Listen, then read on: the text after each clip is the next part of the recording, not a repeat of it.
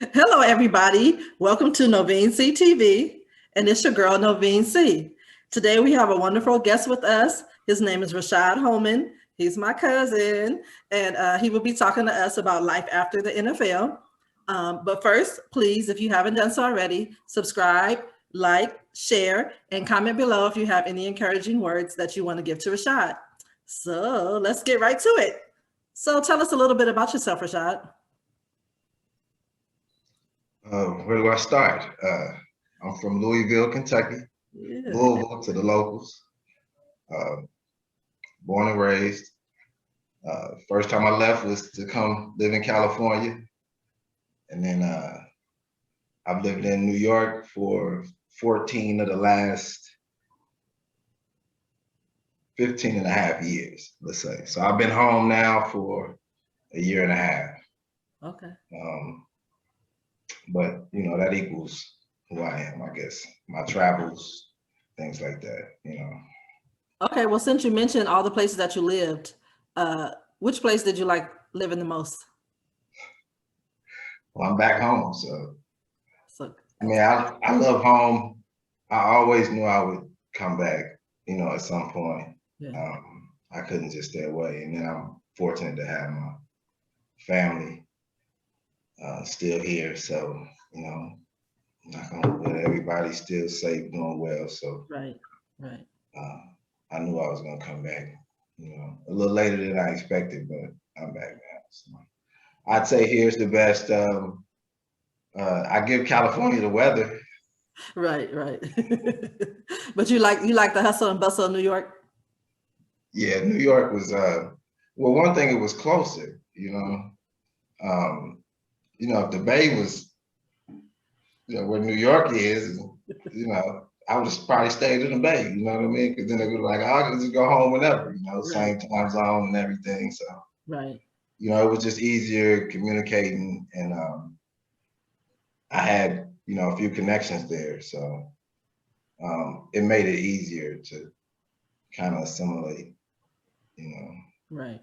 But we didn't know what was going to happen. When I first went to New York, it was, I packed some bags and it's like, all right, I'm going. I moved in, with my agent, ended up getting work and like getting an apartment, and still really never moved to New York. Like, I never had a New York driver's license. I always had a Kentucky license. That's after 14 years. 14 years. Look, anytime the police, I got involved with the police, they said, oh, you've been here longer than 6 months, you got to get your license. So every time, like, if it was ever anything, I would be like, no, I just moved here 5 months ago. Oh, because you knew you had 6 months. Right, because I had 6 months. I'm good. That's a mess. Okay, so we'll talk about that after you talk about being in the NFL because you moved there after the NFL, right? Yeah, yeah. Okay. Okay, so when did you start playing football? I was, I think 5 was Oh, flag football. yeah. It may have been 6. I can't remember which one, but around that time, Hmm. I played pretty much every year. Hmm. Yeah, every year since then. Wow. Yeah. Well, that's cool. So you liked it right away? Yeah, I mean, I I remember watching it.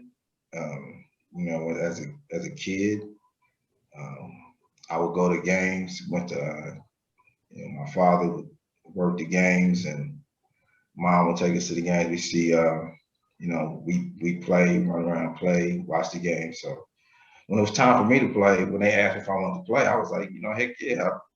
I'm used to watching it. I know what I'm supposed to do a little. I know something. So Right. yeah, I wanted to play when they asked. And you mentioned your parents, and you're one of the people who are fortunate enough to still have your parents married after all these years, which is a big blessing. And so, and also them in sports. So, tell me like about the family dynamics with sports. That's where it really started with me. Once I was of age, and then I think my sister actually, we may have started together, T-ball, I'm not sure, but I'm thinking she played basketball before me, Hmm. so and she was really good, at basketball. Like she dominated those leagues, Okay, Jessica was balling.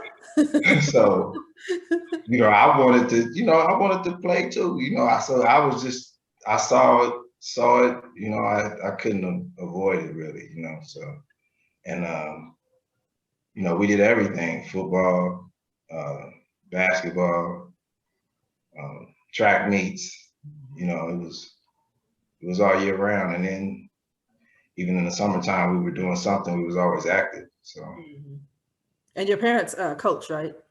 yes, they've coached track, cross country, but been involved with my father's coached basketball. They're more known for being track coaches. Okay. They've had the biggest successes and honors, through track, but they've been involved with, every sport, at a school.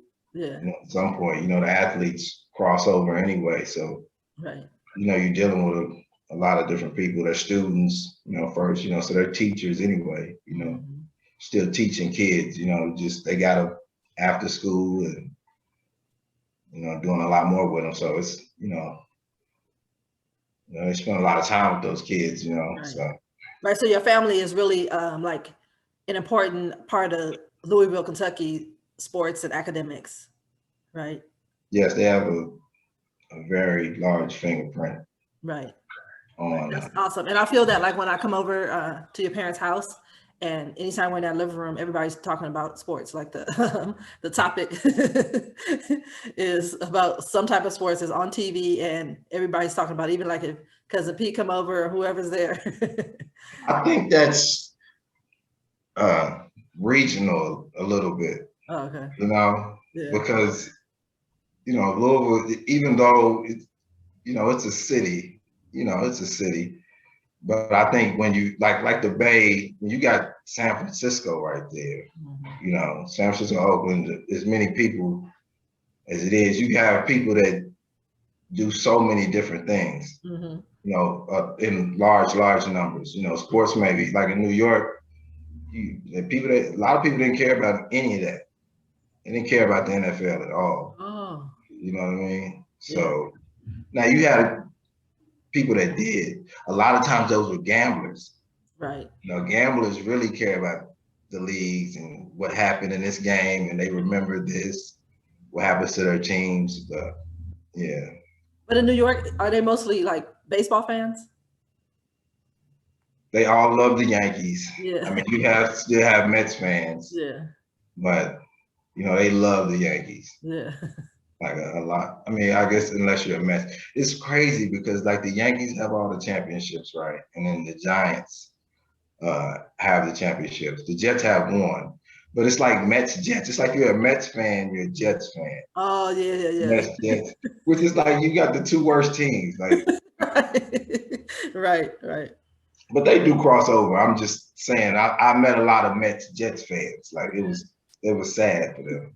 They're depressed. It was sad. I'm just kidding. No, you gotta think. Look, I saw the Giants win 2 championships while I was in New York. Yeah. So, the Jets ain't won nothing.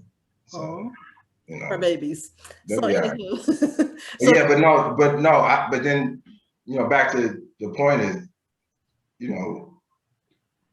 some of my good friends, like they were music, like how, your brother, his friends in the music. Yeah. They may check sports, know who certain things are, but they in the music, right. entertainment and stuff like that. So, a lot of my friends were that's what they did. They were into that. Right. I didn't talk about it a lot. Now, when they found out I played ball, it was like, oh, they were impressed with that. Right. They interest was fashion and different things, So. Right. Okay, so did you always want to be in the NFL when you grew up? I wanted to play anything as far as pro athletics. I felt I was good enough to do something professionally. Right. If I would have probably let's say, special, like if I really said I wanted to play football, I knew I wanted to play football. Right. You know, and I trained and I did everything I could and possible to play football. I think it would have made it different. I don't think it would have made it better because I think you play other sports, you're more well-rounded, you know. But there's obviously things that you could, like as you get older, you could cut out. So let's say, you know, as you start to really specify what you're going to do, you know. But I thought, you know, early on, I was like, man, I could basketball. I don't care, you know, basketball, football, baseball, even baseball. Yeah, You know? that's good. Mm-hmm. That's real good. So, since you started at 5, like, does your son play basketball? I mean, not basketball. Excuse me, football. No, you know, and that's you know, something I thought about, but I wouldn't really want him to play football until middle school. Right. I think middle school is a good age. Right. You know, I don't think it's anything wrong with where I started, but you know, science is telling us different. So right, because back then is different than now because now we have more information, like you said, science. Because like there's a big thing about the concussions that people get, and what is the disease called? The CTE, the chronic traumatic encephalopathy that people can yeah, get. yeah, CT, Hmm? yeah, CT. I didn't know the, I don't Yeah. know. Well, I looked it up right before this interview because they talked about. Did you see that that football player that just killed 5 people, including himself, in South Carolina? Yeah, I've only seen a little bit. I saw like something where I guess the doctor wouldn't give him some medication or something like Okay, that. so what? So that was his doctor.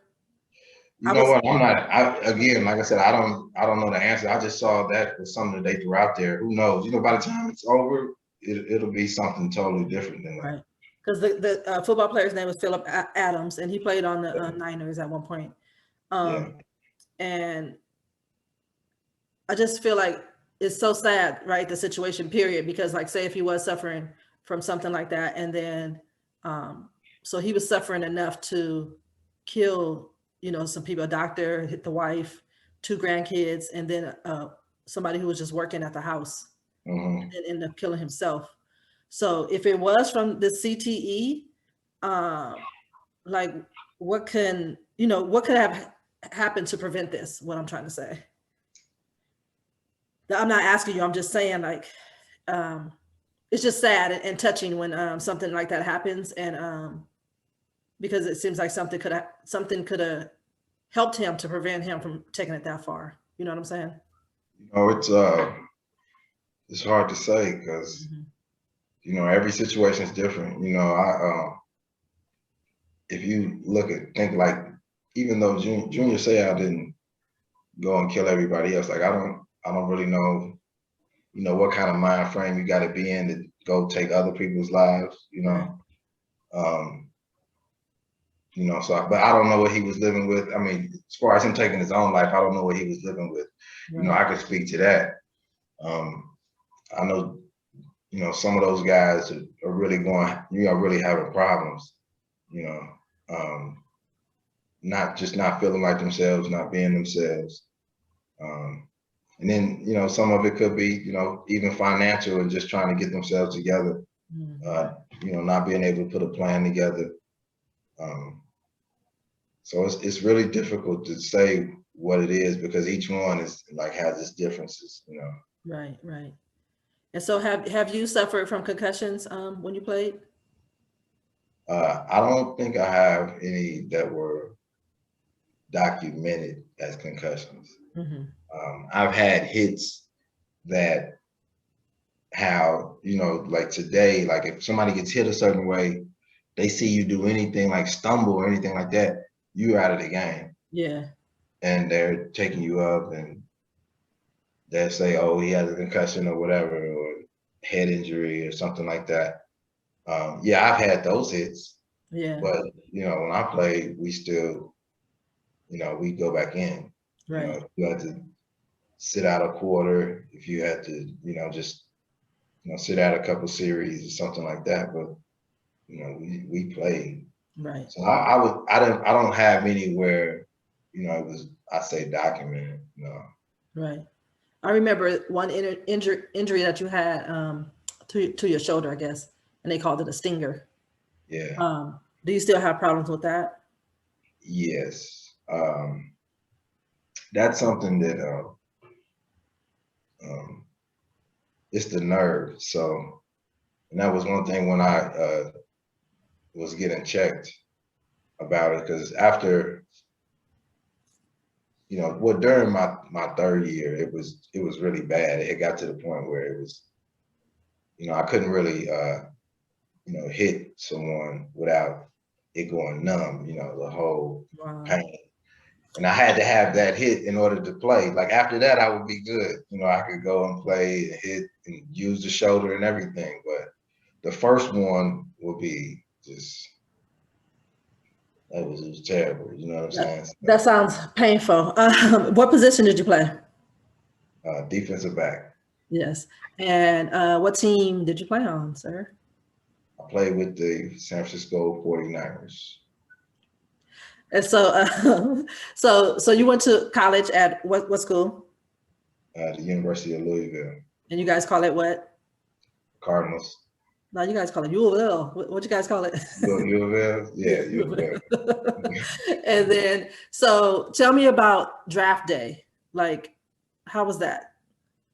Well, it was 2 days back then. They do it differently now. But it was 2 days. And they had the first 3 rounds on the first day, and then 4 through 7 on the next day. I think it was Saturday and Sunday. I think it was. Well, so yeah, I was just home, really just home watching it. I watched it by myself. I didn't have like a party or nothing like that. That ain't really my thing. Yeah. And I'm just kind of sitting there. I'm kind of maybe I just don't want somebody to witness, me in this moment or something. Crying. Well, you try to act too masculine. Yeah, but the first day, I didn't expect to go on the first day. So the second day was really, the anxious day. So, one of my homeboys that came over, and we was just sitting in the living room watching it. Usually they call, before they draft you. Okay. They call you and say like, hey, all right, yeah, we're gonna get you with this pick, Yeah.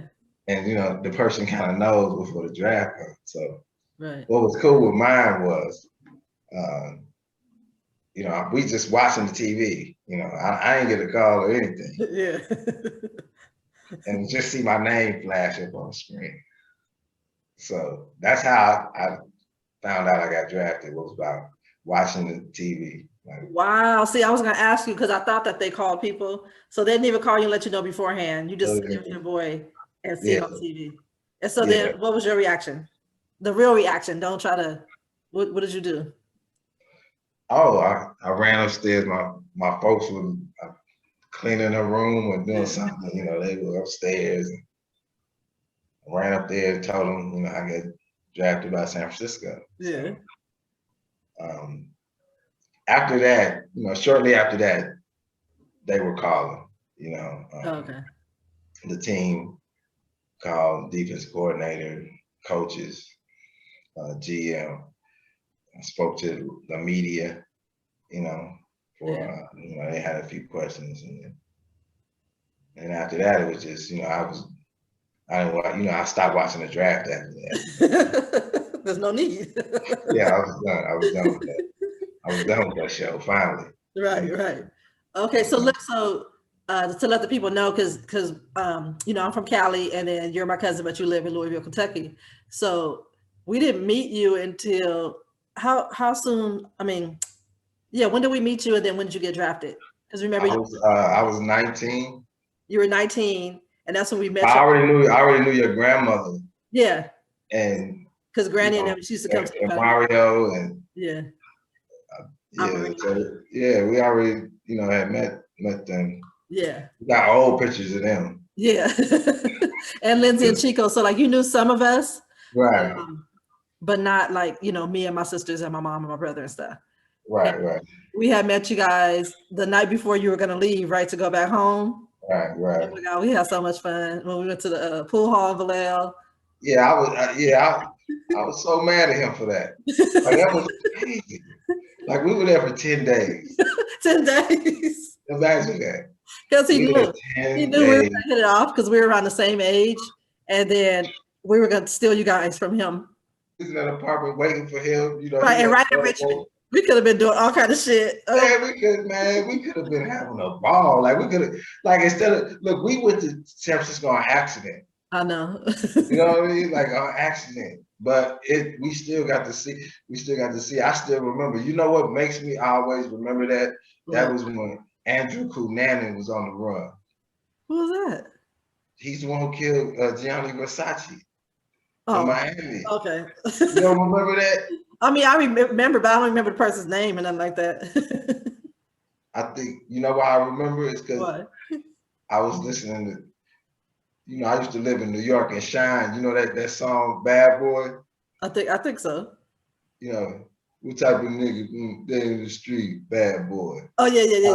Yeah, that one. He says Andrew Cunanan in this song. Oh, okay. So I always remember, I was like, yeah, Andrew Cunanan. That was the dude who went on he was like a serial killer. Oh dang. He was a serial killer, but he was gay. And Gianni Versace, he idolized him or something like that. And I guess because of that, they figured like San Francisco, he would have like a lot of people that, he may be able to hide out with. But they had pictures of him everywhere in San Francisco. I couldn't believe it. I was like, dang. Oh, so that's why you remember, because when you and your sister drive around Frisco, it was pictures, it was signs, it was like, it was everywhere. It was everywhere, every pole, they were everywhere. Yeah. And you would have thought he was still there. He was still on the other side of it. You would have thought he was could be in San Francisco. Right. So then you guys came and hung out with us. And I remember we took you to that pool hall and you got to meet who's Sally Sale, Max Shine. Who else was there? Man, I can't remember. I just remember that you guys knew who Mac Mall was. Oh, yeah. And so I was so excited about that because because you guys from Louisville. I'm like, what? And then when you remember, was it CDs back then? You guys used to read the stuff on the CDs. And then later you found out Big Dot was your cousin. So he was like, oh shit, you got some little bragging rights. I told you, I seen that on the Mac Mall CD. I was like, dang, he's I went back and looked at all the old stuff I had. I was thinking, see if he's in there, Yeah. That was good because, that was a way for us to bond too. And so ever since then, we met you guys, we loved you guys. And then when you got drafted for San Francisco 49ers, it was like perfect because we were already out here. And so then at least, your parents can feel a little bit comfortable. Like, even though, you went to college and everything, it's still like the first time being away from home, you had some family to be around. And that was a blessing for us too, because we got to go to the games and stuff like that. And go out there and hang out with you, on our days off work and stuff and mess with y'all and stuff. So it was fun. Y'all met some Niners then. For sure. Training camp, Stockton. Right, it's like at UOP. That's funny, huh? And then my son ended up going to University of Pacific.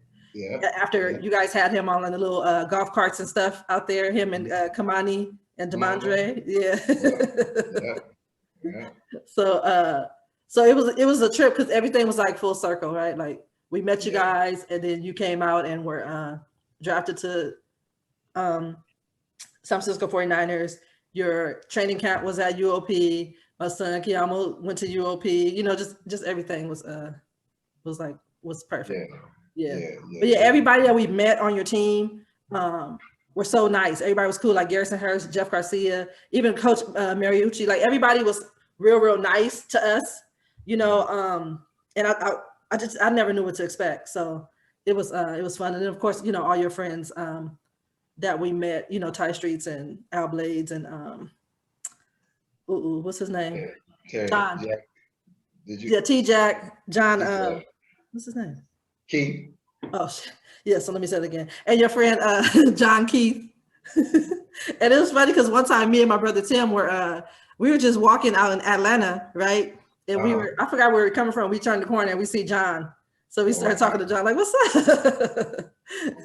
Like, it's a small world. Yeah. Yeah. So those were definitely fun times, even though, you know, you were trying to be a cousin and blocking wouldn't let us talk to nobody. But, you know, it's all good. Y'all live too far away. Yeah, Oh, my God. I couldn't even get a husband, y'all. He's so stingy. hey, y'all had small kids. Y'all had small kids then. Yeah. Okay. And They was little. what's wrong with that? They needed their mothers. What? And a stepdaddy. The hell? What's the money? Anywho, but let me see. So once you got drafted, how long did you play for the 49ers? 3 years. 3 years. Yeah. And then, so what happened after the 3 years? Well, I signed with the Ravens, but I wasn't active for any games.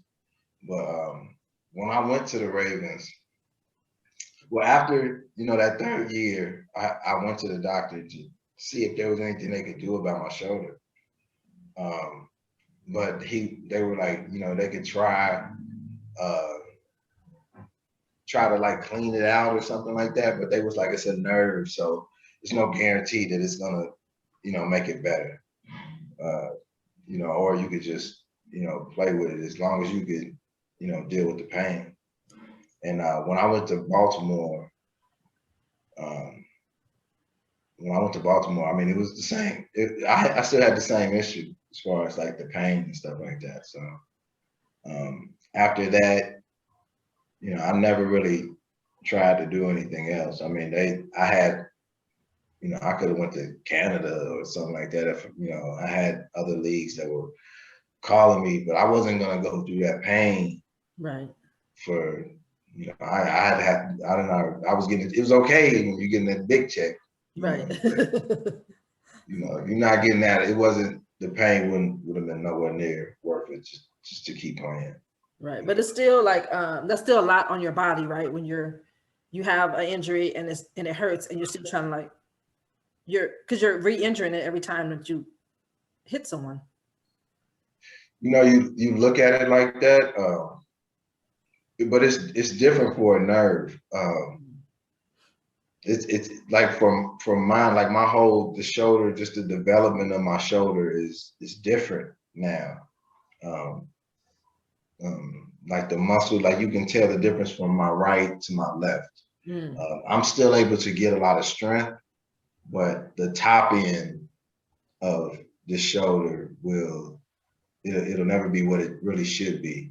Wow. You know, and it's just, it comes from that constant banging. And I think that's really what happened with that. I think at a certain point that, you know, it just got so bad that every time that I hit somebody, because it wasn't always like that. You know, my first 2 years, it wasn't anything close to that. But then, like I said, that 3rd year, it just, you know, I could tell like it was something wrong. Like even go ask, like, is there anything they could do? Right. It was painful. Yeah. Right. Yeah. Wow. So playing in the league, what was like the best thing about being in the NFL? I think beside the money, that's probably the best. But going to like different stadiums that, you know, you watched on TV, like one, I remember probably the place that I stopped and was like really looking like, wow, was when we went to Chicago, because I was such a big Walter Payton fan. Yeah. And they played, you know, even though I think they had redesigned it or something like that. They had done upgrades to the stadium. Then again, maybe they hadn't. I can't remember. Yeah. But I knew Payton had played on that field, you know, and I thought about that because of, you know. And then like when we went to Green Bay, you know, there's certain place, the Cowboys, you know, stadium. Yeah. Those stadiums, you just, you know. And I remember, you know, where my father's a Browns fan, you know, So I still pull for the Browns, you know, because I like the Browns. I still pull for them. Yeah.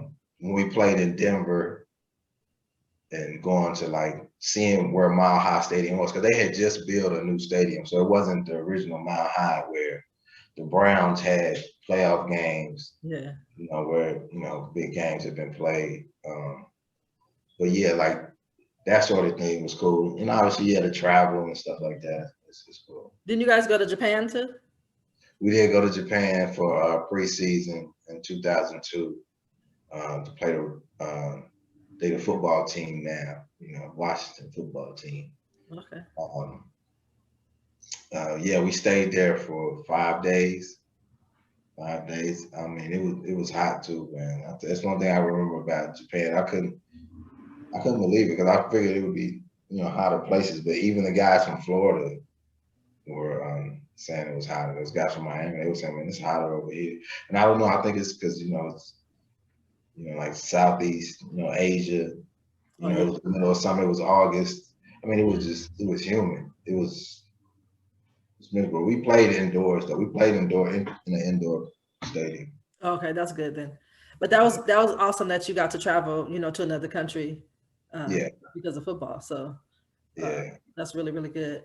And so what was like the worst thing about being in the league? The injuries, um, you know, the now I guess you wouldn't say the politics, but you know, just once it becomes a business, you know, it takes a little bit of joy out of it, you know, to a certain extent. Yeah. Um, you know, but I mean, it's not that part is not so bad. I would say really the injuries are the worst thing, really, when it boils down to it, because you know you are going to get injured. I think I don't know any football player that hasn't been injured, and that's even the ones that played in high school. Right. Right. Right. Because my son Kamani, he hurt himself in high school. Like he hurt his hip. So that's Yeah. why I didn't really want my kids playing football until later. But Mm. some people said like since I waited till they were like in high school, that was like a problem. Like they should have played later. I just didn't want the injuries. You know, I didn't want concussions for you know my 10-year-old son or something like that. So I was like, I felt like as a mother that it would have been better later. Yeah. Um, so that was just my personal thing. But then I ended up letting my younger son.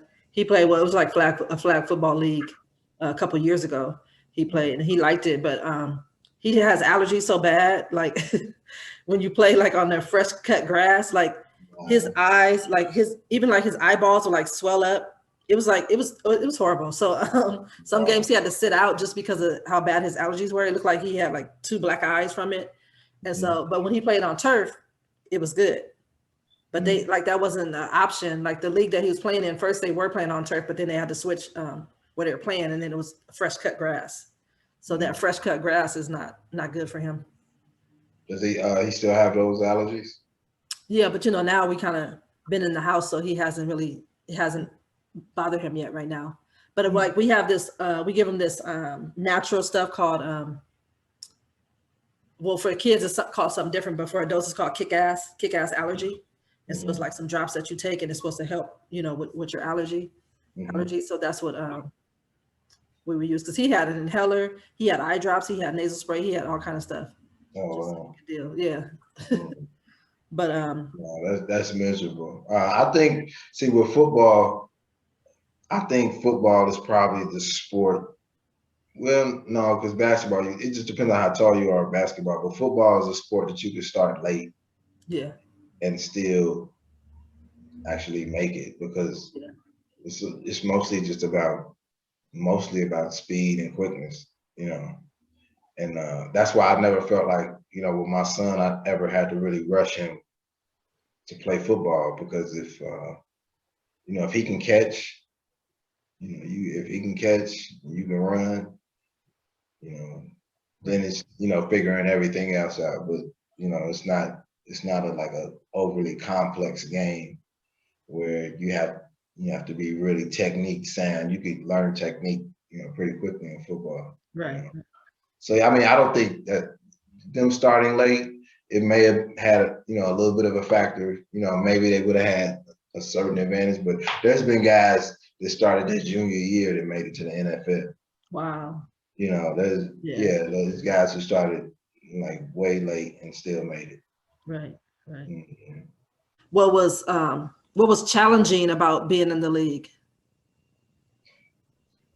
Oh man. The first thing was, obviously playing in California, you know, it was one thing to leave home, but to go so far away, Mm-hmm. um, was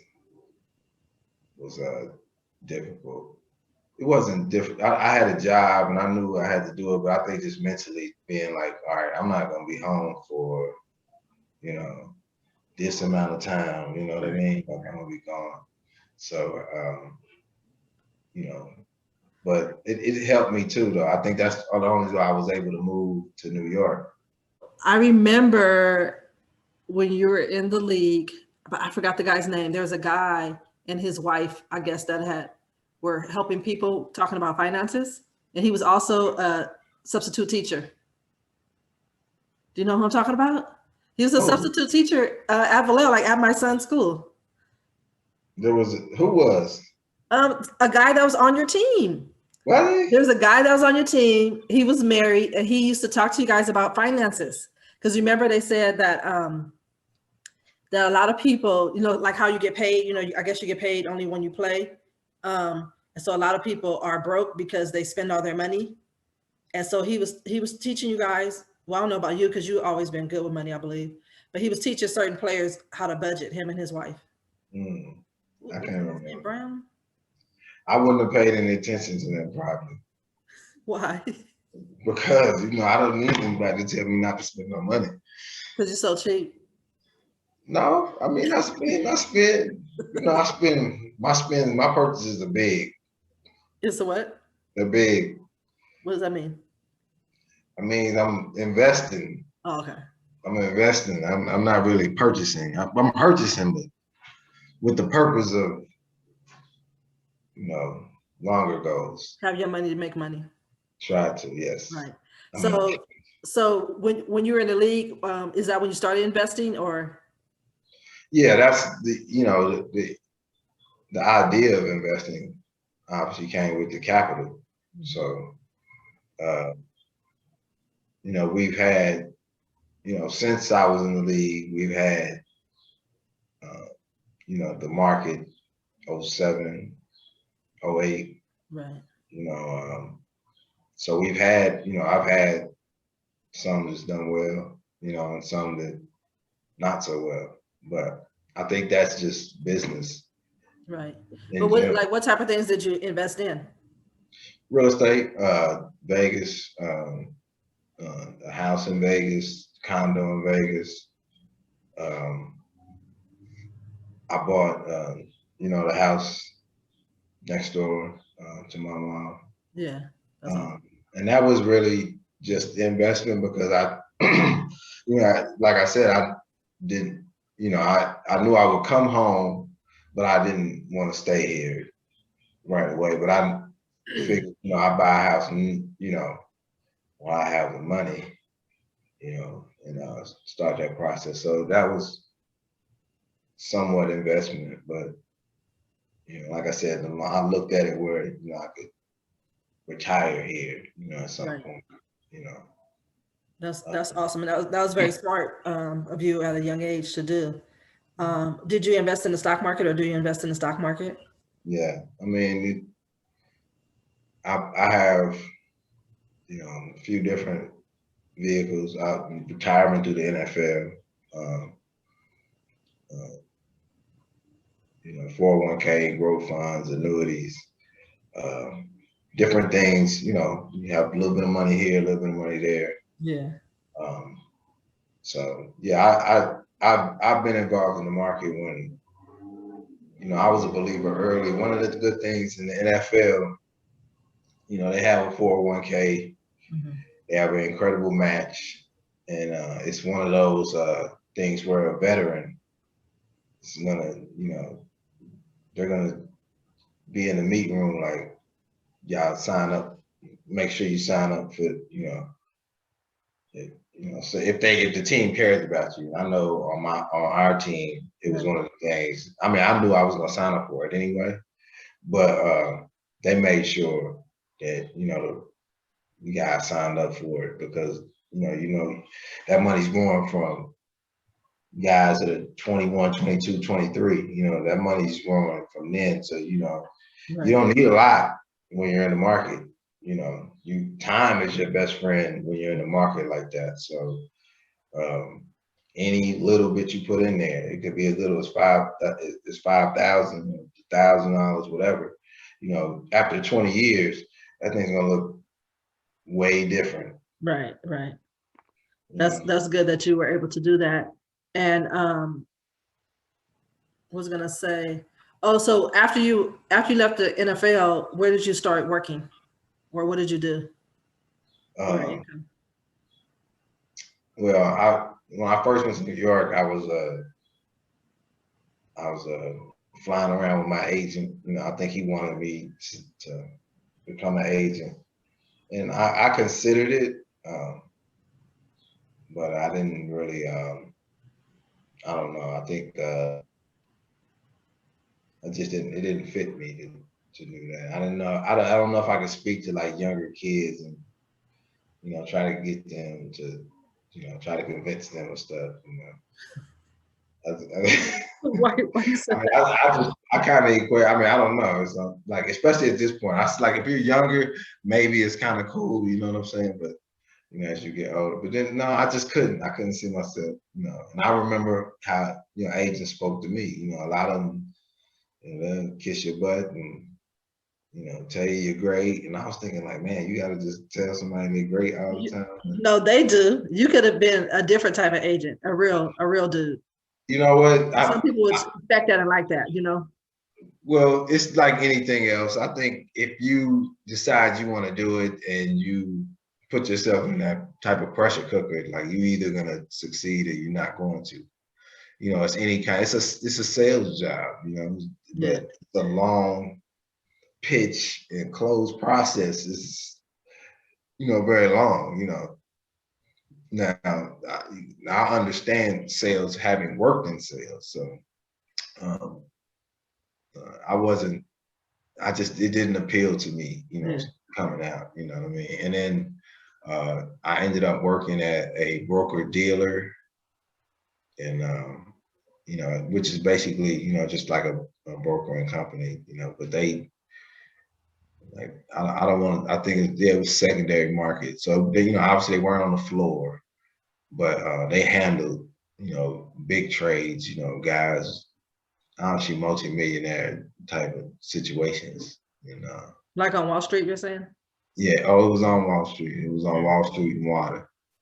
The firm was. So that was just a 6-month internship. And then I worked in retail finance for a few months, just to kind of see what that was. And then I was working at a tax firm in the sales, and we were just doing like small business development. Yeah. For people, like bookkeeping. And you went up there, right? Didn't you come up there? The Empire State Building. Yeah, the Empire State Building. Yeah, so it was there. I was there the longest. Yeah. As far as working. Yeah. So that's good. So now that you moved back home, what business ventures are you into now? Well, I bought another house in 2014. I started coming home more when my son was born.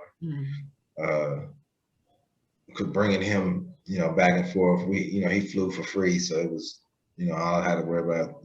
So I was bringing him as much as I could, and I was just coming home more often, and I wanted to make another investment, so I went and bought a house. And that was 2014.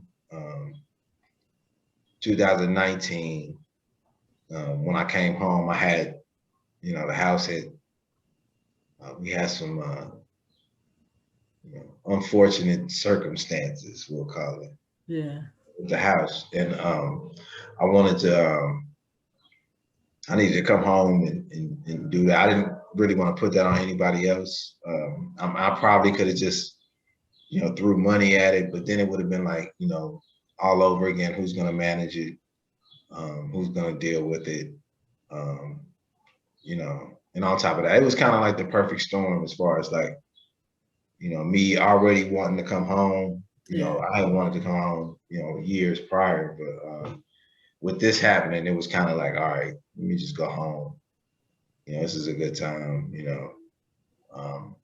and just take care of this. So what I've been doing, when I came home, I was like, I'll Airbnb it, but then, the pandemic hit, and I think a lot of things just kind of stalled because it was like, all right, well, nobody's traveling, let me just do things here and there. It's kind of been a slow process.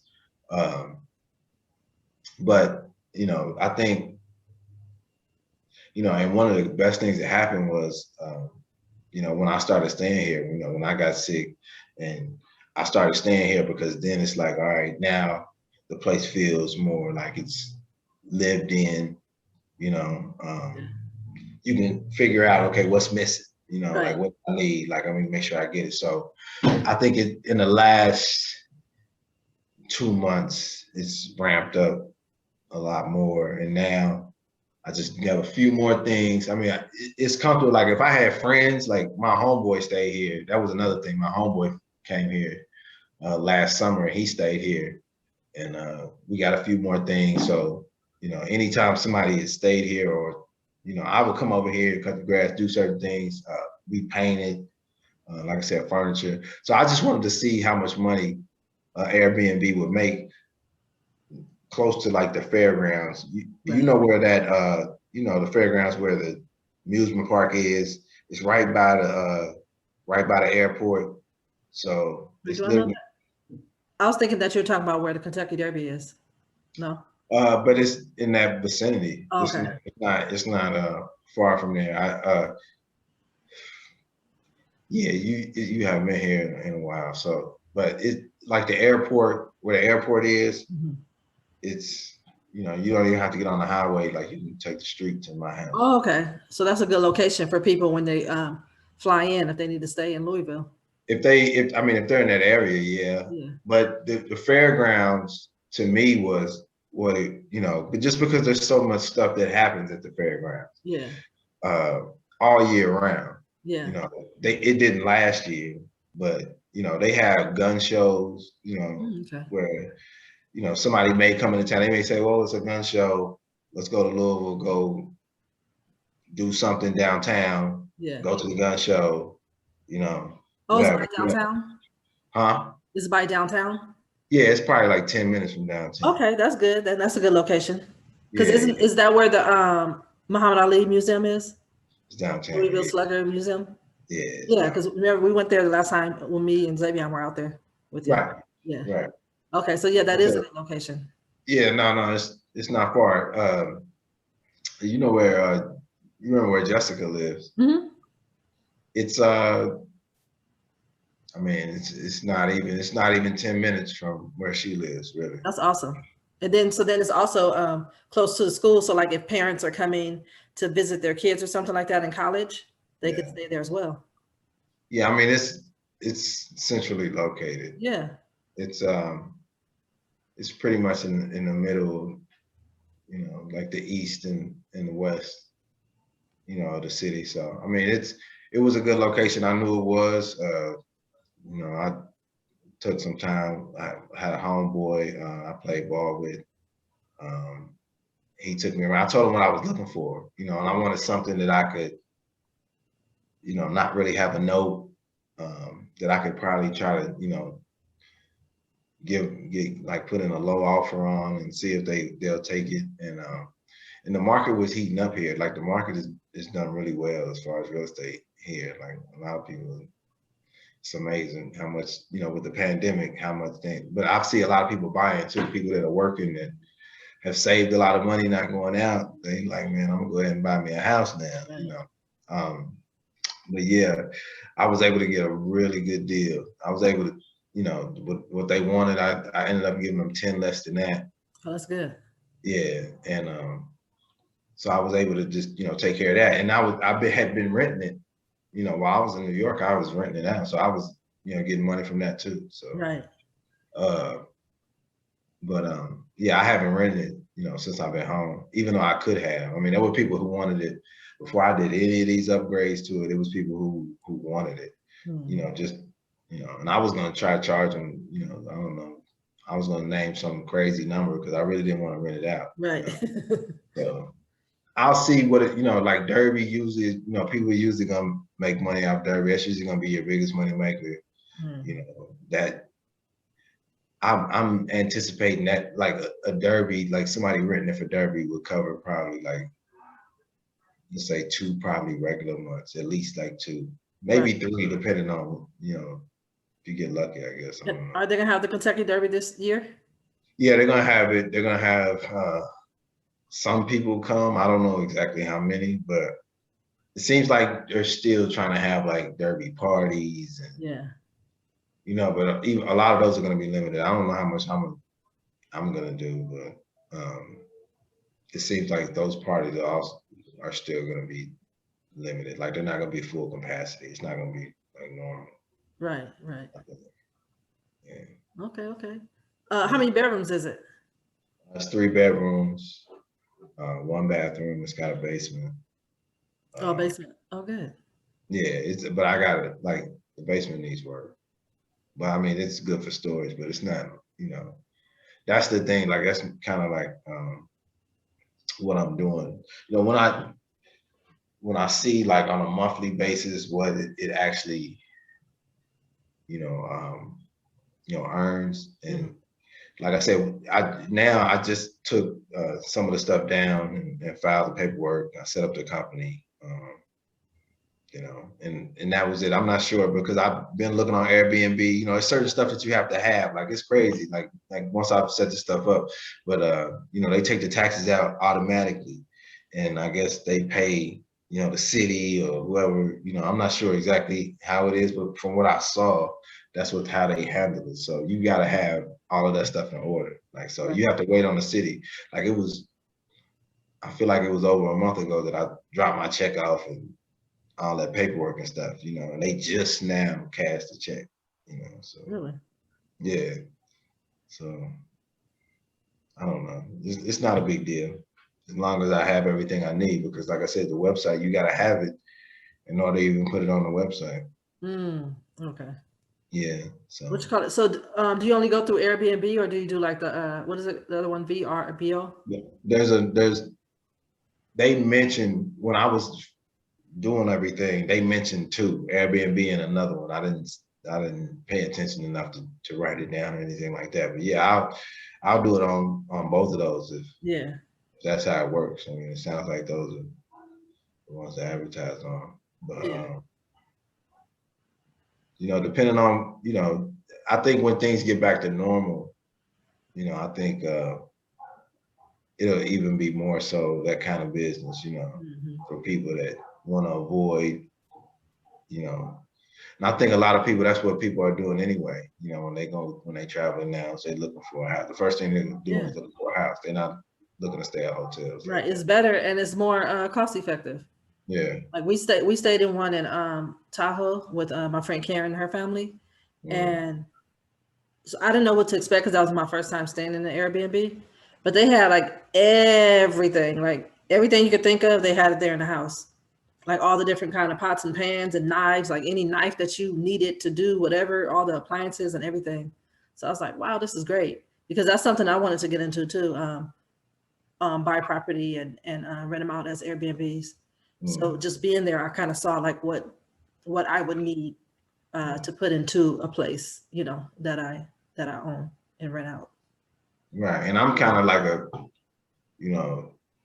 I don't want to say a perfectionist, but it's like I'm always seeing something that needs to be. Oh, let me do this, let me do that. Yeah. And that kind of slows me down sometimes. It's like I don't want anybody in there if they can do this. Right. Or I at least want to get electrician. I'm supposed to have an electrician come tomorrow. you know, and finish up some of the stuff that I need to get done. So it's always going to be something, but like I said, like the longer I stay here and I'm just in here, Yeah. It's coming together. At least I can see like, all right, we're almost done. Right, right. Yeah. That's cool. But do you have like a listing already that we can include in the description for your?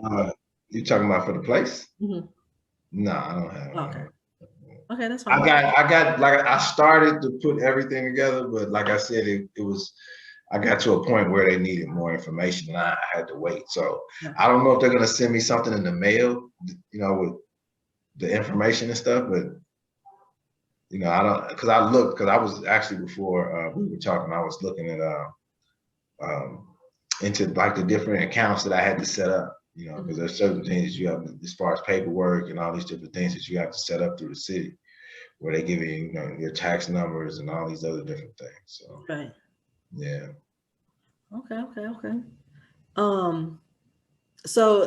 What, remember when we were on the Zoom call with the family and then you were talking about something that you have going on with the NFL? Oh, trust. Yeah, the NFL trust. It's something that they set up. I want to say 2012. You know, I didn't.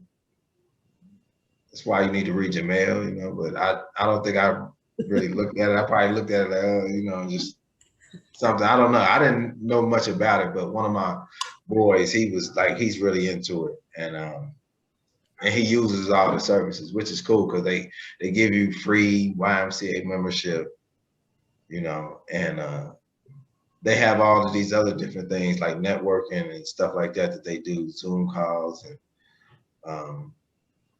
like if you want to go back to school, they give you the opportunity to go back to school. If you want to do that, I think they pay up to like 20,000. You know, if you want to take classes, right? So it's something where, and then they do have like a business advisory, you know, where that's up. So it's a few things that they have. Like I can't remember the conversation. I spoke to them back in December. One of the first things I want, and then they give you like a contact that like reaches out to you every now and again to ask if you're okay and stuff like that. You know? Oh, that's good. But I don't think everybody is involved in the trust. But the guys who do sign up, you know, I think, you know, you have to play a certain amount of time. But the guys who I know have signed up, they, you know, excited about it. Just because it's, you know, something else for them to do, you know. Right. And a lot of those guys that are starting business, because they're at the age, you know, if you had started a business or you're looking to start a business, you know, it's a lot of guys that are like that. So I haven't really engaged them. It's like I said, I was going to from that time. Just, I don't know, for any number of different reasons. Who knows? You know what I'm saying? Well, some stuff is free. You better get that free stuff.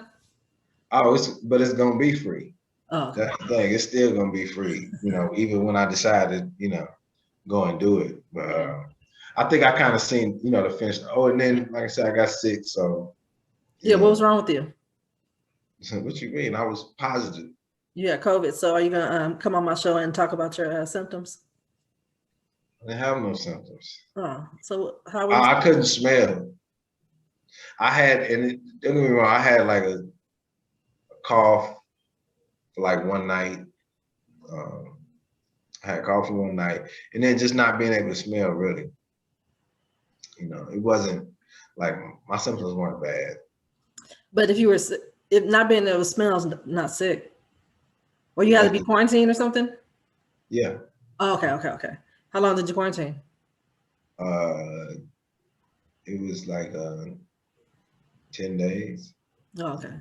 From the time like you had symptoms. Yeah. Because I had like symptoms probably like a day and a half before I got tested. Yeah. You know, and really my symptom was I couldn't smell. Yeah. You know, and that, which was weird because it was like, you know, usually you can't smell. It's like your nose is stuffed up, right? Yeah. But it's like I'm literally like trying to smell something. You know, I'm like, man, this is crazy. You know, I'm waking up, I'm thinking I smell bacon one day. Can't smell nothing. So what you call it? True. When he was on, he was talking about how his girl smelled the apple cider vinegar. Well, she put her nose all in it. She couldn't smell it at all. So he said, wow, like that's how he knew that she had it. So that he said he like snuck and did it too. And he couldn't smell it either. So he was like, oh man. So he did an apple cider vinegar test.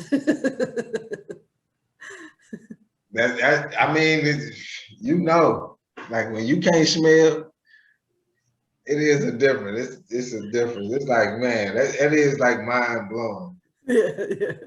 I can't smell nothing. Like you, I'm trying to look at candles. I'm trying, you try to smell everything. Ammonia, put your nose in the bleach. Like, put your nose in the bleach. You can't smell. Smell. That's not funny, but just the way you're saying it is funny. But that is weird because like what I'm just trying to think like what causes that, like what kind of, because like you said, usually when you can't smell it's because your nose is stuffed up. But to not be stuffed up and can't smell. What about your taste? You couldn't taste either? Food was still good to me. I don't. Yeah, I didn't have no problem. Like I was excited to eat, so Well, that's good that you didn't have any real bad symptoms. Yeah, I mean, a lot of people they had it told me they lost weight. That's what True said too. Yeah. Yeah, I mean, some people had it bad. Like my barber lost weight, and I was, like I said, I was good. I never got where I didn't want to eat or anything like that. Yeah, that's good. Yeah. Okay, that was your that was surviving COVID. Right. Surviving COVID-19 part 3 with Rashad Holman. But back to your NFL life. One of my questions is, do you have any advice that you would give to any young person that would want to join the NFL? Yeah.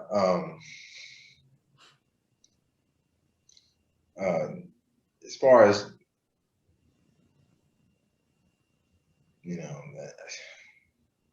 I'm trying to think where I want to start.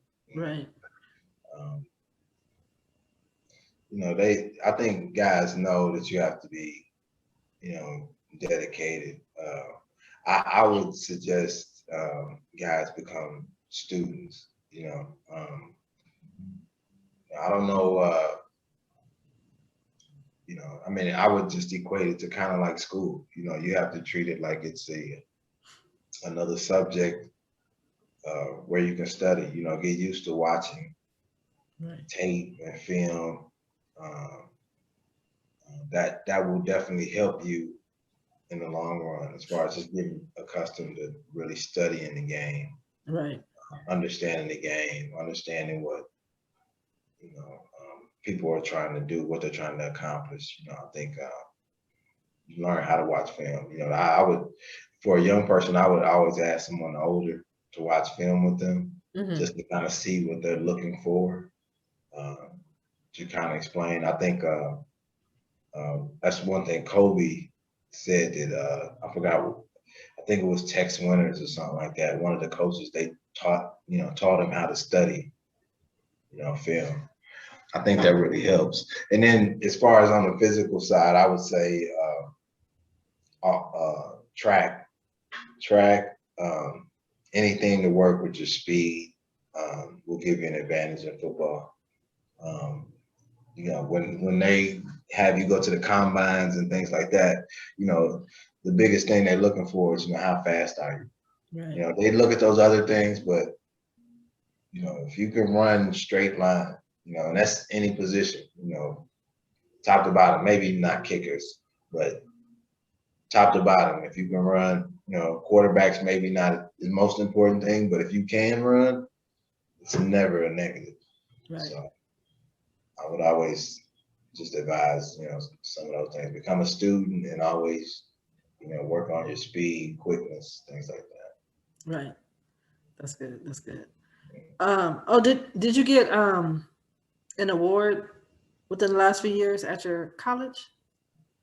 No, it's my high school. At your high school? What was it?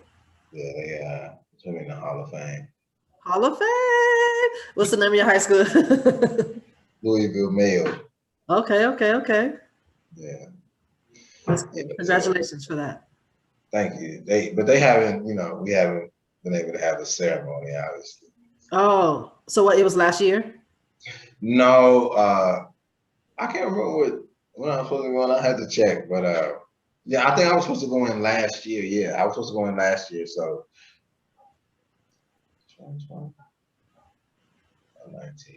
No, it was 2020. I think I was supposed to go in 19. They did have one, and I was supposed to go in 2020.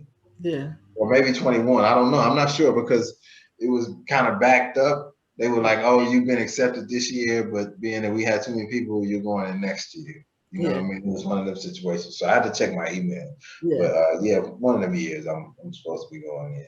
That's good. Yeah. Go ahead. Was there a lot of people from your high school and or college that got drafted to the league? One of my teammates, he was the pick ahead of me actually. Tony Driver. We played together. And then was it the year? Yeah, the year before us, our quarterback that we played with in high school, he got drafted. Oh, that's awesome. Baltimore. So yeah, we had a few guys that either were drafted or got opportunities to play in the pros. So, right. Yeah. Okay, that's cool. High school's pretty football factory. Football factory. Yeah. Okay. Do you have anything else that you could think of that I forgot to ask you? No, I can't think of anything off the top of my head. Okay. And Unless then, you want to ask about Chase or something. huh? Unless you wanted to ask about Chase. Sure. I didn't know how much you wanted me to say about him. Well, I know a little bit. Okay. Well, no, I was just gonna ask you, like, how'd you feel when you left New York because your son still lives out there? Yeah, that was obviously that was the hardest thing. But one of the things we did that early on, me and his mother was, make sure he had relationships down here. Mm-hmm. And to the point where, I would leave him down here, he would stay down here. So, we're still going to be able to have those situations. And, New York will still be there, still go up and see him. It was just unfortunate, like with COVID, it was like, how are we going to do this? And, Right. We were still able to see him last summer. He still was able to stay for, almost 2 months, last summer. So we get to spend our time. And then with these phones now, he has a phone, so he calls me whenever. So we still talk. And he can video call. Yeah, video call. It's tough because I remember, when I was in New York, getting to the point where I was, keeping him every week, a couple of times, that was really important time. So yeah, it was difficult leaving, but it was like either, I'm gonna go down here, preserve more money. It costs a lot of money to live in New York and then maintain your investments, Right. having 2 houses down here and having to, manage all of that. So, Right. I held out as long as I could. Like I said, I was ready to leave a while ago, but I stayed. Most of the reason why I stayed was him. I knew I was ready to go almost when like I would come home and it would be like, man, I don't want to leave. Yeah.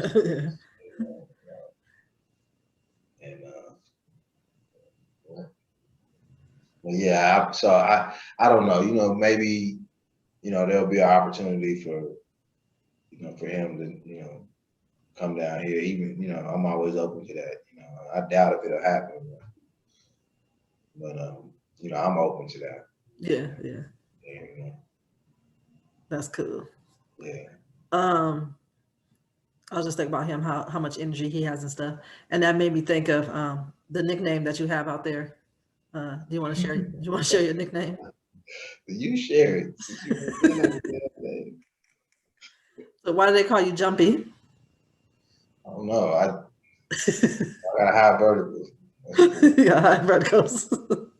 And I don't know. Like I do twitch a little bit sometimes. Was it like? Did you have like all the energy that Chase has? It's not nothing like that.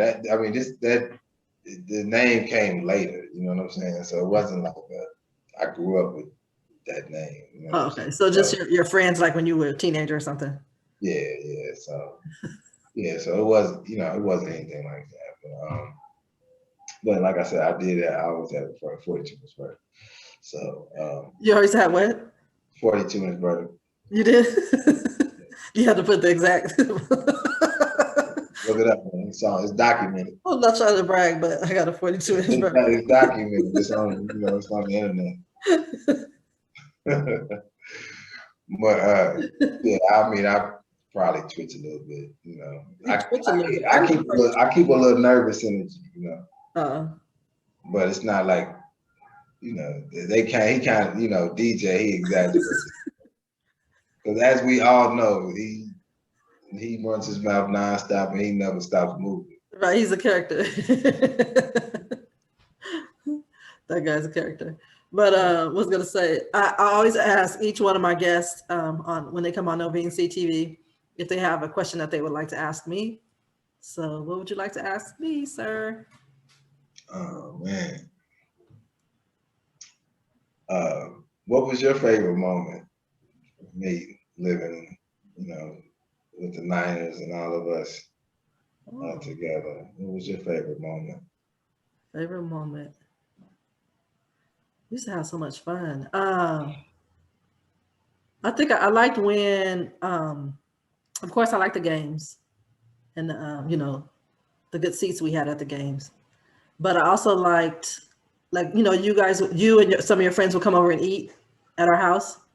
So I like that because, like, I look back at pictures and stuff, right? And I see, like, how how our house was.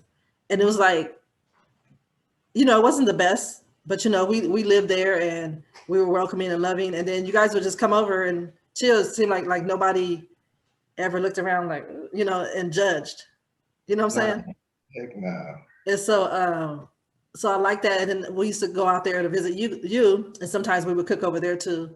It was we just have fun. I just always like, most of my cousins, like we're all cool and we have fun. We get together. So even though we didn't grow up with you and Jessica, every time we get together, it's like we've been together our whole life. So it's just fun, sharing time like that. One of my favorite moments, I still think about this all the time, is when y'all came to the Christmas party. Oh, yeah. And they gave all of them my last name. All of our kids. And they all got big toys, man. I remember that. They changed. I told you they changed the whole Christmas party after that. They was like, you gotta be your kids. Right. I had everybody. I had them all hooked up.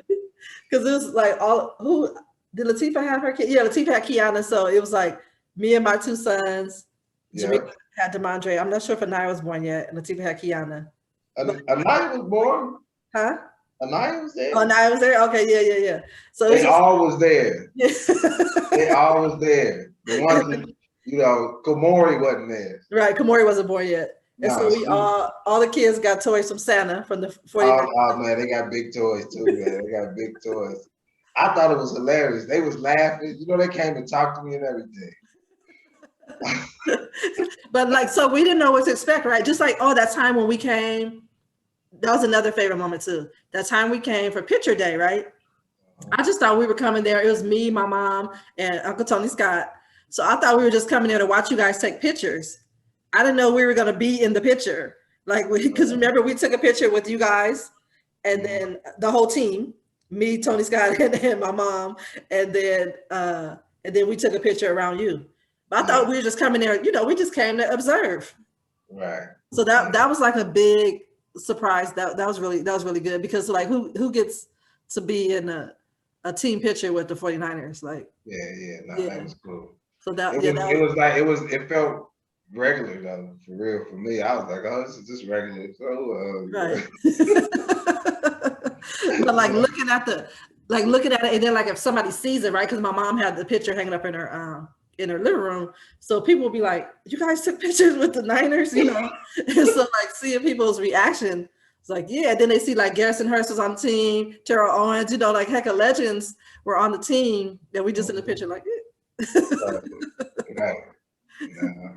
Now it was good, man. Like it was always those kind of moments, you know. Right. You know, after the games in the parking lot, right. You know, That was super fun. Yeah. Yeah. And like a lot of the wives and the girlfriends, they were so cool. Like they were very welcoming. Like what's his name? Jimmy Williams' wife. She was real cool. Like so we met some cool people too. And then I remember we used to see Be Legit at the games. Oh man. He would be, I told you he'd be at the Beehive. Right. He was cool as hell, man. Yeah, he's real cool. He's a big Niners fan. So we were like, this is our cousin, you know. So the whole experience was just cool. Like we didn't expect any of that to happen. So thank you, you know, for letting us share those moments with you, because you know you didn't have to do that. Like you didn't have to give us tickets and you know let us come to all the events and stuff that we came to. So that was good, and that was, you know, big for the kids too. But I'm a big football fan anyway, so I was loving it. Well, I mean, I appreciate the job too, man, because like I said, you got to remember, like I was going across the country, and even though you know it's a good job, it's still one of those things where you know you have your teammates, you know, but at the same time, it's like you're still getting to know people. You know what I'm saying? And you want to make sure that you got, you know, somebody that you know is gonna have your best interest, you know. And you know, I'm not trying to say the family always does that, but at least I wouldn't have, you know, the worry, or I knew I could always get away from that, you know, and come and not have to, you know, be in, you know, just be here where everybody else is. I didn't have to do that, you know, because of y'all, you know. So yeah, so that was it worked out perfect because we had met you before you came out, so then we already had that connection.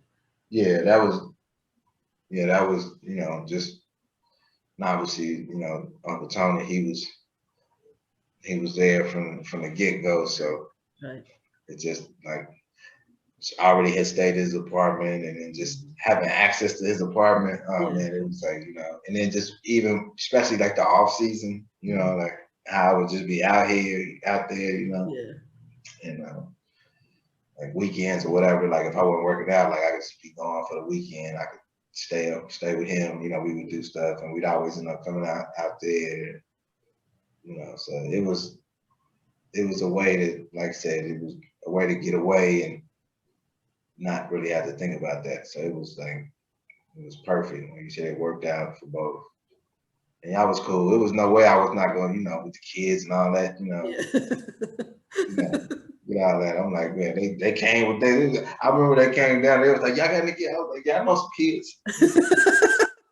Know some kids. Right. Like you got hella kids. Yeah, used to play with the kids like he was one of them. Oh my goodness. Fighting with Kamani and Demontre. And then you would have to run out the house with Kamani because he wouldn't stop playing. I didn't go hard. Go hard.